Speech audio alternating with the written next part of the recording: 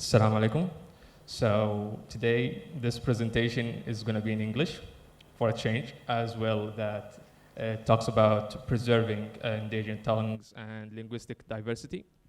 So the project is called Heritage Voices, and it aims at, to preserve endangered tongues.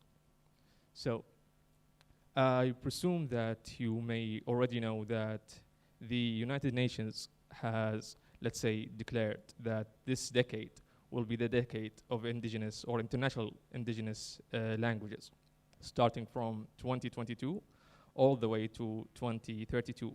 And also according to UNESCO, that we have right now 7,000 languages. 3,000 languages are, endangered. So by 2100, we are going to lose about 46% of the languages spoken today. So we're losing 2 languages a month, and that's an alarming rate.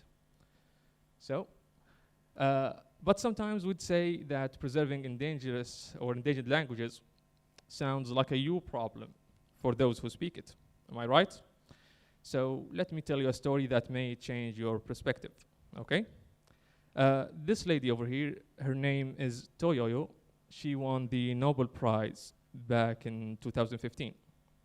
So why is she here? What does her story has to relate? Well, Toyoyo actually isolated the compound called artemisinin from a plant called Artemisia annua.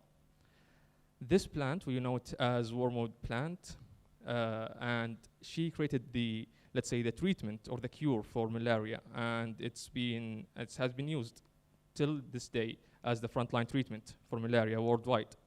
So back in 1960, the Chinese government asked for or ordered that research must be conducted to find a cure for malaria, since the fighters in North Vietnam, backed by the Chinese government, asked for that, since malaria is taking its toll on their soldiers.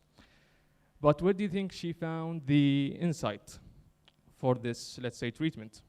She actually looked into a book that was written 1,800 years ago, during the Han Dynasty, the Eastern Han Dynasty to be specific, 200 AD.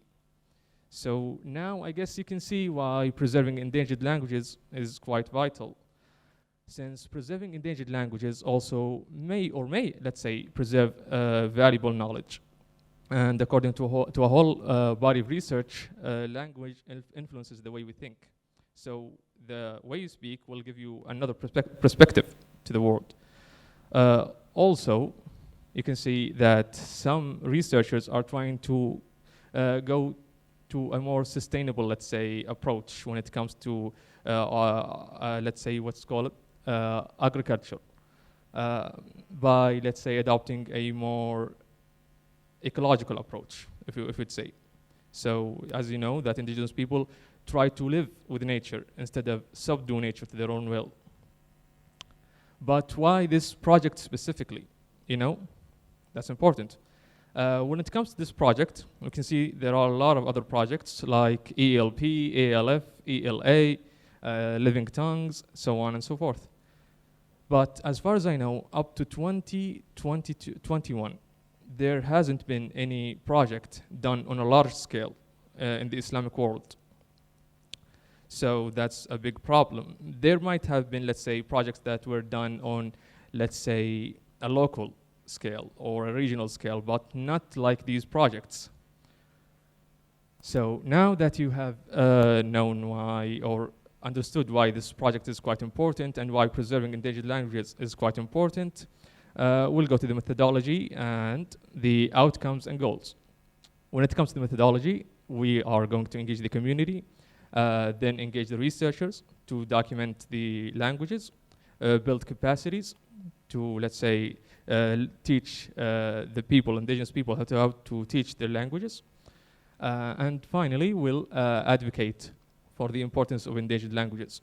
Some of the achievements or goals we are trying to achieve are increased language vitality, enhanced language documentation, strengthened community engagement, and we are looking to enhance adaptability and resilience and survivability for our human race. Specific languages actually targeting are either the Mehri language or the Hobyot language. Since lately, the Ministry of Culture in Saudi Arabia and the Ministry of Culture in Oman have shown great interest in preserving their cultural heritage. Some potential partners, we have UNESCO, of course, we have the Sorbonne University in Abu Dhabi, and also Sultan Qaboos Cultural Center, who actually funded a researcher lately studying the Hobyot language. We also have King Abdulaziz Foundation for Research and Archives. We have the Saudi Center for Research and Intercommunication Knowledge, Oman Ministry of Culture, Sports and Youth, and the Saudi Arabia Ministry of Culture. An estimated budget, at the end of the day, this is an estimation. We are looking at 1,500 USD to 7,000 USD initially, including, let's say, development and customization, user accounts, and access management. And annually, it could be more, it could be less. We are looking at 6,520 USD to 26,500 USD annually. So that is all in a nutshell. I hope you enjoyed it, and thank you for listening.